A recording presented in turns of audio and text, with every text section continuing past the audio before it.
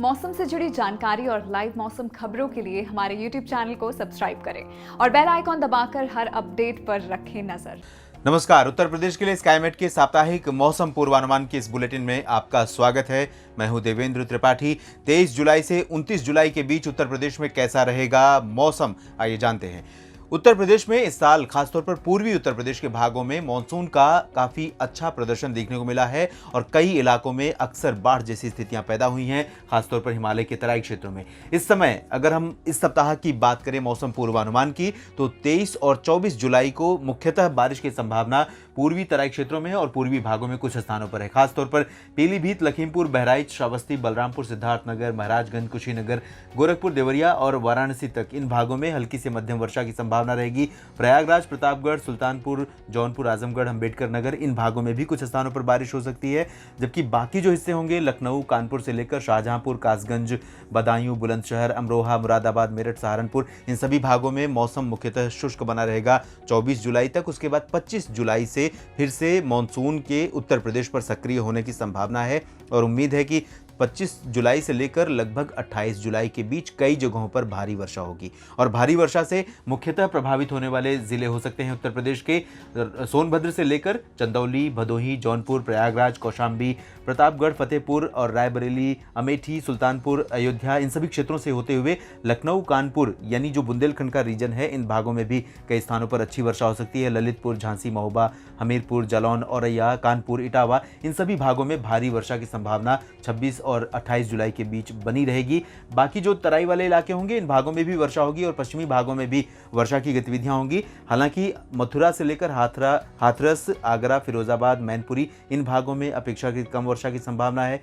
तराई क्षेत्रों में वर्षा होगी, लेकिन यहां पर हल्की से मध्यम होगी। भारी बारिश की संभावना फिलहाल इन क्षेत्रों में नजर आ रही है।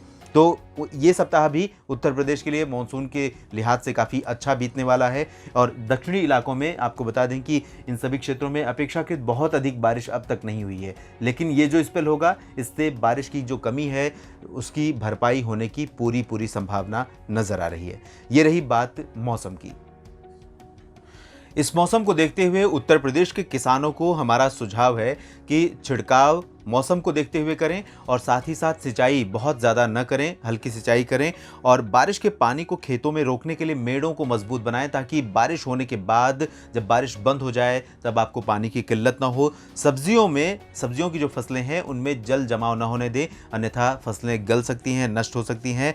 धान की रोपी हुई फसल रोपाई के 1 सप्ताह के अंदर जो पौधे मर गए हों या कमज़ोर दिख रहे हों, उनको निकाल कर फेंक दें और उनकी जगह नए पौधों की रोपाई कर दें, जिससे आपकी खेत में जो फसल लगाई गई है उसमें पैदावार में किसी तरह की कमी न हो। धान के खेत में नील हरित शैवाल के प्रयोग से लगभग 20 से 25 किलोग्राम नाइट्रोजन प्रति हेक्टेयर भूमि को प्राप्त होती है, लेकिन ध्यान रहे कि इसके प्रयोग के बाद कम से कम 15 दिनों तक धान के खेतों में पानी लगातार लगा रहना चाहिए, पूरे खेत में ये फैल सके। और इसके प्रयोग से मृदा की संरचना में सुधार होता है, साथ ही साथ मृदा में फास्फोरस की उपलब्धता बढ़ती है और अम्लीय भूमि में आयरन की जो विषाक्तता भी है उसकी भी कमी हो जाती है, जिससे फसल को फायदा पहुंचता है। मौसम अनुकूल होने पर गन्ने में मिट्टी चढ़ाएं। फसलों के अच्छे विकास और खरपतवारों की रोकथाम के लिए निराई गुड़ाई आवश्यक है। तिल की फसल में बुआई के 15 से 20 दिन के बाद पहली बार निराई गुड़ाई जो करनी होती है उसको कर सकते हैं। और मक्के की फसल को वर्षा के पानी और तेज हवा से बचाने के लिए जड़ों पर मिट्टी चढ़ाना अब जरूरी है, अन्यथा जब इसके पौधे मजबूत होने लगते हैं, बड़े होने लगते हैं, तब तेज हवा के साथ बारिश की स्थिति में पौधों के गिरने की संभावना भी बन जाती है।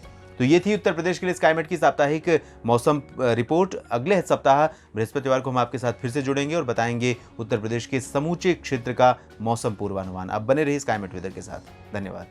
प्रदूषण की रियल टाइम इंफॉर्मेशन के लिए आज ही स्काईमेट AQI ऐप डाउनलोड करें और अपनों की सेहत का रखें ख्याल।